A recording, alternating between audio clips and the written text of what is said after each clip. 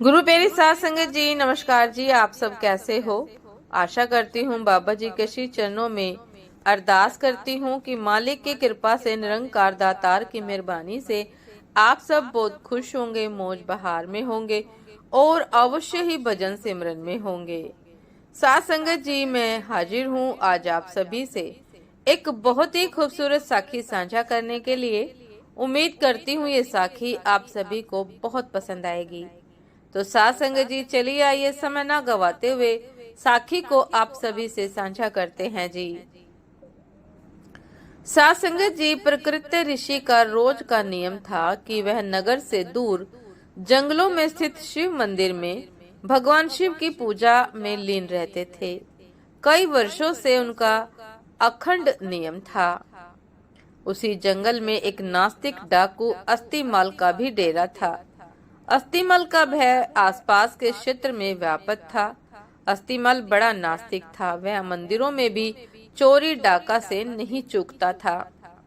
एक दिन अस्थिमल की नजर प्रकृति ऋषि पर पड़ी। उसने सोचा, यह ऋषि जंगल में छुपे मंदिर में पूजा करता है। हो न हो इसने मंदिर में काफी माल छुपा रखा होगा। आज इसे ही लूटते हैं। अस्थिमाल ने प्रकृति ऋषि से कहा कि जितना भी धन छुपा कर रखा हो, चुपचाप मेरे हवाले कर दो। ऋषि उसे देखकर तनिक भी विचलित हुए बिना बोले कि कैसा धन? मैं तो यहाँ बिना किसी लोभ के पूजा को चला आता हूँ। डाकू को उनकी बातों पर विश्वास नहीं हुआ। उसने क्रोध में ऋषि प्रकृति को जोर से धक्का मारा। ऋषि ठोकर खाकर शिवलिंग के पास जाकर गिरे और उनका सिर फट गया।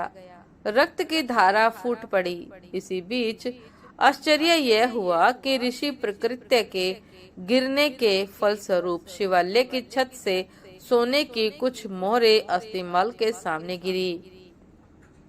अस्थिमाल अट्टहास करते हुए बोला कि तू ऋषि होकर झूठ बोलता है। झूठे ब्राह्मण, तू तो कहता था कि यहाँ कोई धन नहीं, फिर ये सोने के सिक्के कहाँ से गिरे? अब अगर तूने मुझे सारे धन का पता नहीं बताया तो मैं यहीं पटक पटक कर तेरे प्राण ले लूंगा। साध संगत जी, प्रकृति ऋषि करुणा में भरकर दुखी मन से बोले कि हे शिव जी, मैंने पूरा जीवन आपकी सेवा पूजा में समर्पित कर दिया, फिर ये कैसी विपत्ति आन पड़ी है? प्रभु मेरी रक्षा करे। जब भक्त सच्चे मन से पुकारे तो भोलेनाथ क्यों ना आते। महेश्वर दर्शन प्रकट हुए और ऋषि को कहा कि इस होनी के पीछे का कारण मैं तुम्हें बताता हूँ। यह डाकू पुनर्जन्म में एक ब्राह्मण ही था। इसने कई कल्पों तक मेरी भक्ति की, परंतु इससे प्रदोष के दिन एक भूल हो गई। यह पूरा दिन निराहार रहकर मेरी भक्ति करता रहा। दोपहर में जब इसे प्यास लगी तो यह जल पीने के लिए पास के ही एक सरोवर तक पहुंचा।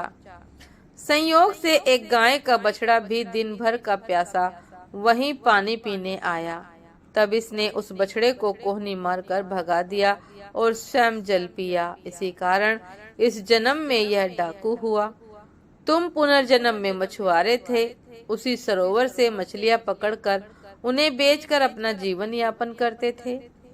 जब तुमने उस छोटे बछड़े को निर्जल परेशान देखा तो अपने पात्र में उसके लिए थोड़ा जल लेकर आए। यह पुण्य के कारण तुम्हें यह कुल प्राप्त हुआ। पिछले जन्मों के पुण्यों के कारण इसका आज राज तिलक होने वाला था, पर इसने इस जन्म में डाकू होते हुए न जाने कितने निरपराध लोगों को मारा व देवालयों में चोरियां की। इस कारण इसके पुण्य सीमित हो गए और इसे सिर्फ ये कुछ मुद्राएं ही मिल पाई। तुमने पिछले जन्म में अनगिनत मत्स्यों का आखेट किया, जिसके कारण आज का दिन तुम्हारी मृत्यु के लिए तय था, पर इस जन्म में तुम्हारे संचित पुण्यों के कारण तुम्हें मृत्यु स्पर्श नहीं कर पाई और सिर्फ यह घाव देकर लौट गई। साध संगत जी, ईश्वर वह नहीं करते जो हमें अच्छा लगता है। ईश्वर वह करते हैं जो हमारे लिए सचमुच अच्छा है। यदि आपके अच्छे कार्यों के परिणाम स्वरूप भी आपको कोई कष्ट प्राप्त हो रहा है तो समझिए कि इस तरह ईश्वर ने आपके बड़े कष्ट हर लिए। हमारी दृष्टि सीमित है, परंतु ईश्वर तो लोक परलोक सब देखते हैं, सबका हिसाब रखते हैं। हमारा वर्तमान, भूत और भविष्य सभी को जोड़कर हमें वही प्रदान करते हैं जो हमारे लिए उचित है। साथ संगत जी, ये थी आज की एक बहुत ही खूबसूरत साखी। उम्मीद करती हूँ ये साखी आप सभी को बहुत पसंद आई होगी। यदि पसंद आई हो साथ संगत जी तो लाइक, कमेंट, शेयर करना ना भूलिएगा। चैनल पर जो भी नए हैं कृपा करके सब्सक्राइब कर लीजिएगा, ताकि चैनल पर मिलने वाली सभी शब्द साखियों की अपडेट आप सभी को समय पर मिलती रहे। साथ संगत जी, आप हमें इंस्टाग्राम पर भी फॉलो कर सकते हैं। इंस्टाग्राम का लिंक डिस्क्रिप्शन बॉक्स में दिया गया है।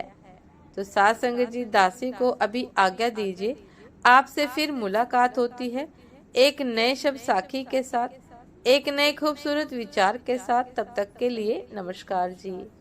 सदा खुश रहिए, मुस्कुराते रहिए, भजन सिमरन अवश्य करते रहिए। नमस्कार जी।